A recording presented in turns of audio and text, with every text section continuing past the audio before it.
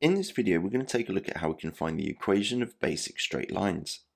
Looking at the example on the far left-hand side, the equation of a line gives the coordinates of each point on the line itself. So just drawing upon a few examples, the first coordinate is 0, 1. The second coordinate is 4, 1. And the third coordinate is 8, 1.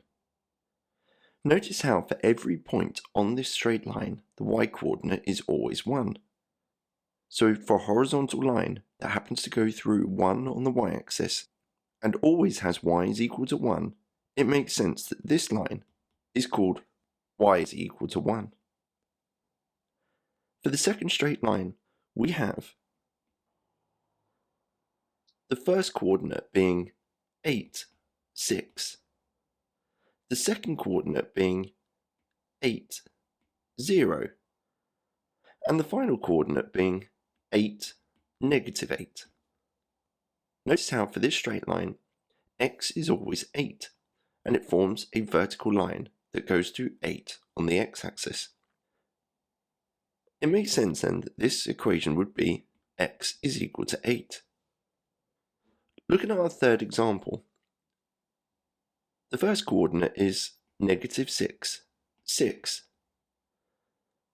The second coordinate is 0, 0. And our third coordinate is 4, negative 4. And the fourth coordinate, 10, negative 10. For every x value, the y value is always the negative of the x value. So y would equal negative x.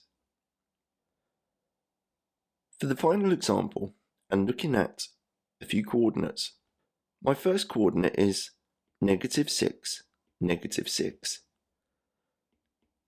0, 0. And 6, 6. Y is always equal to x.